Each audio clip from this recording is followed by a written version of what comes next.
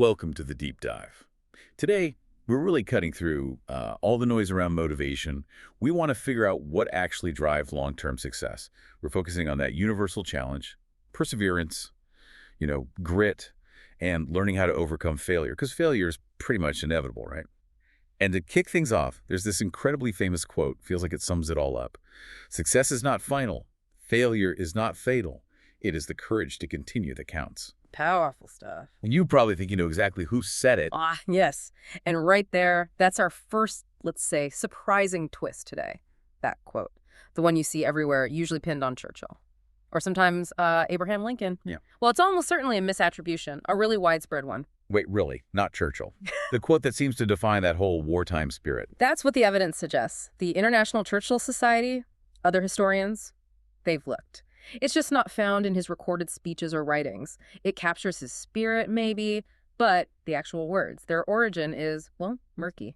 Wow.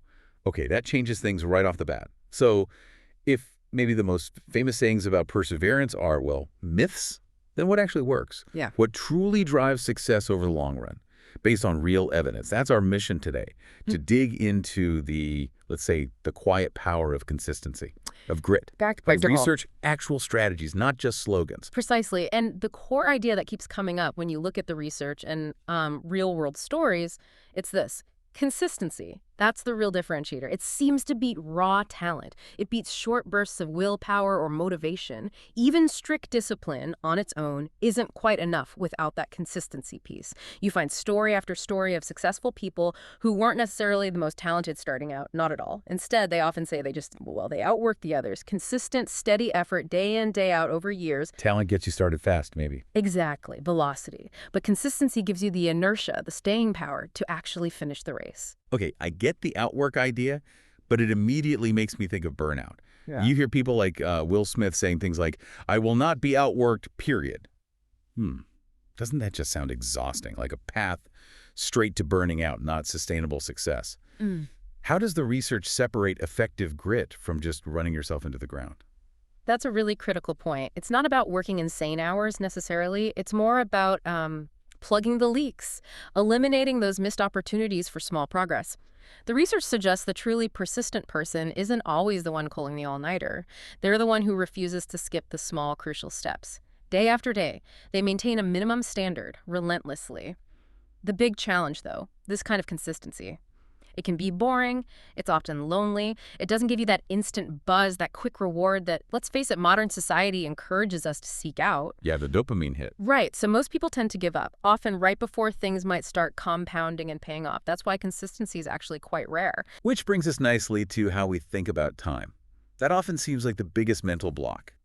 Bill Gates had that great line about how people overestimate what they can do in 1 year and underestimate what they can do in 1 year. Oh, that's so true. And you see it everywhere in the data we looked at. Think about, say, a writer.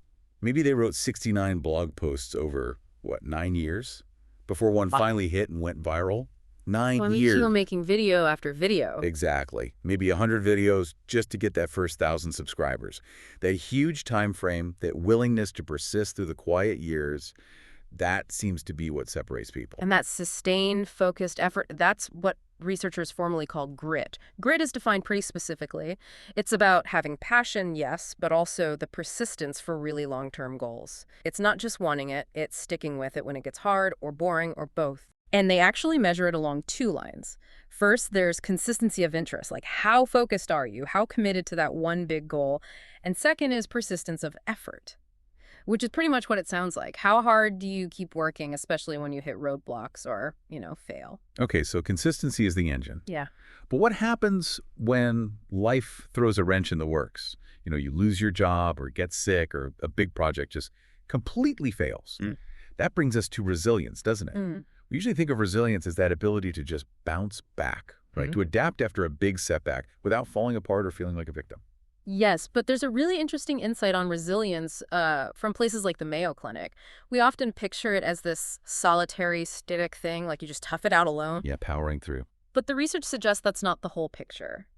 A really key part of being resilient is actually your ability and willingness to reach out, to connect with others for support. So resilience isn't just about coping solo. It involves knowing how and when to lean on your network. That's part of thriving. That completely reframes it for me. It makes resilience more of a social strength, not just an individual one. And this idea of bouncing back, it's ancient, isn't it? I stumbled upon that Japanese proverb, "Nara-kuro-byaoki." Ah, yes.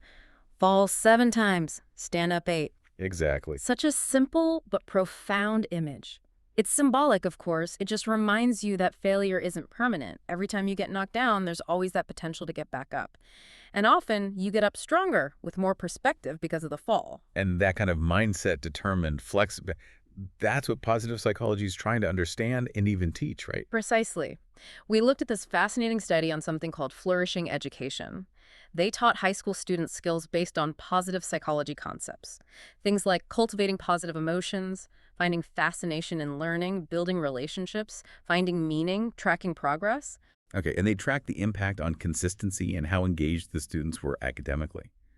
The study mentioned tracking cognitive, emotional, behavioral, and agency dimensions. Hmm. Now, for those of us not deep in psychology research, what does tracking agency dimensions actually mean in practice? What does that look like day to day? Good question. Yeah, the jargon can sometimes hide the really useful bits. When they talk about agency, they're really talking about the student's sense of control, their belief that they can influence things, their proactive drive. Oh, okay. It's not just that did they show up that's behavioral, or Yeah. did they like the subject that's emotional. Agency is about feeling empowered, feeling like you can set your own goals, you can ask for help, and crucially, believing that your own effort will make a difference. I see. And the study found that teaching these positive psych skills significantly boosted all of those engagement areas, including that sense of agency, which basically proves that persistence, that grit, it's trainable. We can Uh, learn to be more resilient and consistent. that's huge. The idea that we can actively train ourselves to stick with things longer. But then there's the big internal hurdle, isn't there? That voice inside your head. Self-doubt, the inner Mhm. critic. Van Gogh had that incredibly simple, yet maybe the hardest piece of advice for it. If you hear a voice within you say you cannot paint, then by all means paint, and that voice will be silenced. It's profound, yeah. Because it gets right at the function of doubt. Doubt is, at its core, trying to protect us, right? It's an instinct trying to shield us from embarrassment, from failure, from Yeah. pain. Makes sense. But if we let that voice dictate everything we do, or rather don't do, it just leads to inaction and then regret. You know, that feeling of what if, losing out because you were too afraid to even try. So, okay, doubt is just a story our fear tells us. How do we fight back? How do we actually challenge that critic and move forward? The sources had some really practical steps, linked back to how our brains work. Yeah, they did. First one was doubt your doubts. You have to catch that negative thought and realize, okay, this isn't necessarily true, it's just fear talking. And then actively challenge it. Ask that powerful question. Okay, fear says X will happen, but what if? What if the opposite were true? Right, and that connects directly to the second step. Call out your critic. This sounds a bit silly maybe, but the psychology behind it is solid. Give that critical voice a name, maybe even a funny one. Visualize it as something separate from you. Like an annoying little gremlin or something. Exactly. By externalizing it, you create distance. You interrupt that negative thought loop in your brain. You stop identifying with the fear and start just observing it. It loses some of its power. Okay, doubt the doubts, call out the critic. What's next? Then comes the action part. Train the brave daily. Think of courage like a muscle. You don't start by lifting the heaviest weight. No way. You build it gradually by taking small actions, bite-sized steps, especially when you feel uncertain, despite the doubt. You ask yourself, what's one tiny thing I can do right now, even if I'm only, say, 20% sure? That moves me forward. Taking that small step builds the muscle. And that ties right back into the practical system for keeping up that consistency we talked about earlier. It all connects. First, set realistic goals. Don't overwhelm yourself. Maybe no more than 5 big goals for the entire year. Focus is key. Right. Don't spread your persistence too thin. Exactly. Then, critically, lower the barrier for daily action. Make your daily target almost ridiculously small. So small, it feels harder to skip it than to just do it. Like read 10 pages, that's it, but do it every day. Over a year, that's what, 10, 12 books? The right 200 words seems tiny. Tiny. But do it daily, and that's easily a first draft of a book in a year. The power is in the everyday part. Small, mandatory progress. And then you need to see it adding up, right? Which is where track progress comes in. Yes, we need feedback. especially when the big results are far off. So use whatever works for you. A habit tracker app, a symbol spreadsheet, maybe even automate something if you're techie, like a script to track metrics. Just make that progress visible. It helps convince your brain it's working. And finally, don't forget to acknowledge the effort. Celebrate achievements. And not just the final victory. Celebrate the milestones along the way. There's great advice often given to PhD students. Celebrate submitting the thesis. Don't wait for the defense or the pass. Celebrate finishing that huge chunk of work, the effort itself. Acknowledge that you followed through on the commitment. Precisely. Reward yourself for sticking to the process. Okay, so when you put all that together, the small steps, the tracking, the mindset shifts, that's where the compounding effect really starts to work its magic. Absolutely. Success isn't usually about those giant heroic leaps we imagine. It's built quietly in those consistent small actions that most people might dismiss as insignificant. That really feels like the core message here. Your future self isn't shaped by the massive jumps you try to take. It's shaped by the small steps you actually repeat. Every time you do that small thing, write those 200 words, meditate for 5 minutes, whatever it is, it's like you're casting a little vote. A vote for the person you want to become. And those votes, they build something incredibly valuable. Self-trust. Every time you keep a small promise to yourself, you're reinforcing that inner belief, okay, I can rely on me, I follow through.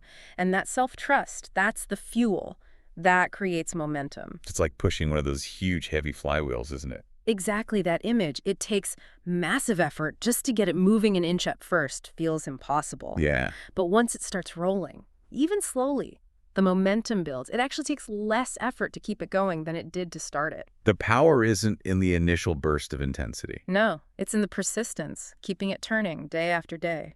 So the key is to stop waiting. Stop waiting for the perfect plan or the perfect moment or to feel perfectly ready. You get ready by starting, by taking action. That's how readiness is built. And ultimately, the biggest changes, the most profound transformations, they often happen quietly.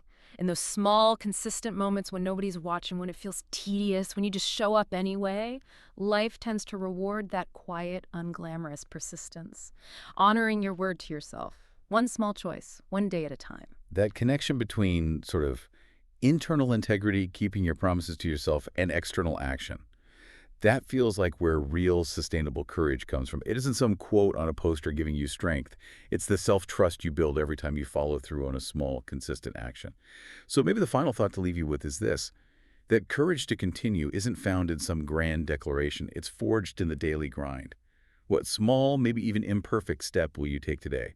What vote will you cast to honor your future self and start building that quiet, powerful momentum?